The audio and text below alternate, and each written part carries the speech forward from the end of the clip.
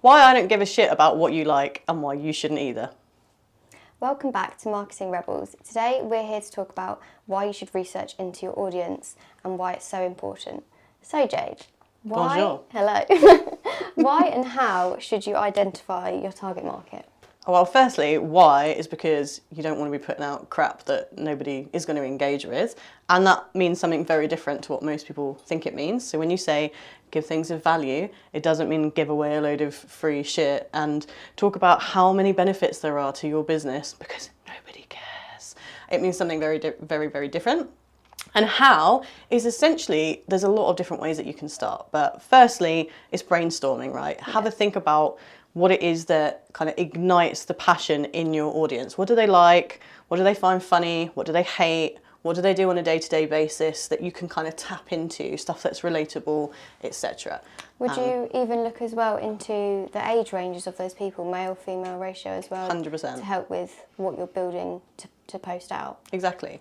So there's lots of different ways you can do it. If you've already an existing business, it's actually quite easy because you should have some data, even if it's just basic data from your social media channels. You'll already have a rough idea of whether your audience is more male, female, what their age groups are. All of those different kind of demographics will be available to you already. Yeah. If you're a startup business, it's a little bit more difficult, and that's where I would say you really do need to use some like market research, have that in place in order to understand them. But it is so important, like if you're creating content that is all about, I don't know, let's say insurance, for example, and you want to target young single parents, well, if you're creating content that's boring, talking about all the benefits of insurance, people don't give a shit. No, they want stuff that's, yeah, they want stuff that they're going to relate to, that they look at and go, oh, okay. That sounds like me. Maybe exactly. I should get in contact with them. Yeah, so lots of people get this wrong, I think, and they assume that when you say you need to give value, you need to do stuff that your audience is going to engage with, it's like, oh, okay, well, great, I'll do 5 reasons why you should have insurance.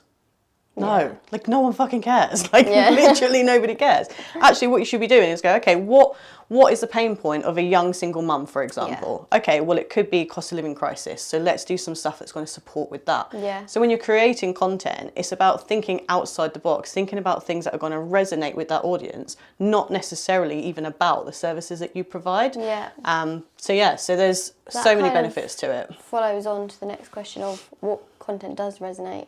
Yeah. With, you know, what you're putting out and why. Well, there's always something with emotion attached to it. So humour is normally the number one for everything. We've noticed as well, like since there's been a change in more personal, more funny, like genuine content rather than the fake, boring, staticky stuff. Yeah, attainable rather than aspirational, right? That's definitely the difference.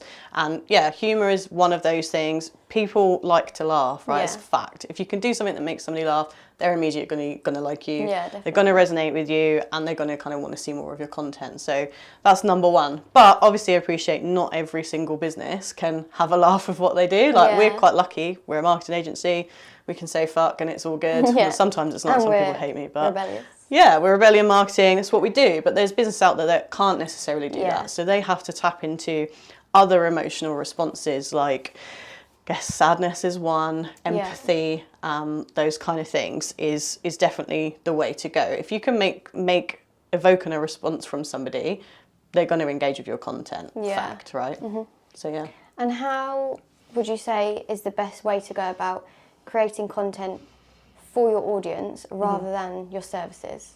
So I think it comes back down to really understanding your audience. And this is where loads of people go wrong, because you go, oh, who's your product for? Who's your service for? And they say everyone. Yeah. Like, and you're like, man, it's not though. No, it's really not. And I say all the time, like, even if you're producing toilet paper, right? Yeah. Toilet paper, everybody uses toilet paper. But is your brand of toilet paper for everyone? Yeah, no, because everyone's got a different arsehole. Yeah. Very true. Right, it's true. Some people like it soft. Or there you are. You know, I quite like mine with shea butter. Yeah. Nobody else might. Someone might like the wet wipe style. Yeah. Not me personally, but do you know what I mean? Some people have bidets. Like, it's not all going to... Exactly. So even if you're selling something that appears on the front end that it's going to be for everyone, it never is. No. So really understanding who that target market is where you need to sit. And if you've got multiple target markets that you're trying to talk to, make sure that when you're running any kind of campaign, whether it's social media, on your website, paid advertising, offline marketing, that you are targeting one specific demographic at a time. Yeah. If you try and capture too many people in one go, it will fall flat, because you can't resonate with multiple groups at one time, generally speaking. In some cases you can, but it's always better to really understand each individual section of your market and really target what you're doing to those individuals. Yeah, that makes sense. Yeah. And how you get that content is essentially thinking outside the box with it. Like I said, you know, something that's going to resonate. Something that's going to resonate with one person isn't going to resonate with somebody else. Yeah. We've got a client that is, they do tenant referencing, right? Yeah. Great company. When we're trying to talk to them, we don't want to just keep going, we do tenant referencing. Here's some benefits of tenant referencing. Almost like a definition, a breakdown of everything. Exactly. We're kind of steering off that now. Completely steering away from it, because, again, people don't give a shit. No. But their target market most of the time as well, they know about it. Exactly. They already kind of know what it is. And even if they don't, you know, actually it's kind of irrelevant, because if you can resonate with them at the front end, they will come and have a look. And how you do that is by talking directly to them. Definitely. So their kind of target markets, landlord, letting agents, etc. So instead of going, oh, here's how tenant referencing can benefit your business or benefit you, actually, why don't we do content that's like, okay, what do letting agents really struggle with? Yeah. Is it people having messy houses when you take them on visits? Okay, well, how can we create some fun content around that? Yeah. Make it funny, make it engaging, you know, use meme marketing, all of that kind of stuff. Or is it, you know, when they're doing a key swap over, like making sure that that's, you know, timely and all of that. Okay, well, let's do some tips around that. It's more about helping your target market, but not necessarily in the service that you provide. Yeah. You're showcasing that you understand them, you understand their pain points, and you're an expert in your field, right? Yeah. That is what gets people coming back through the door. Love it. Well, I think that is it for today. So thank you very much for watching, and we'll see you again soon. Laters.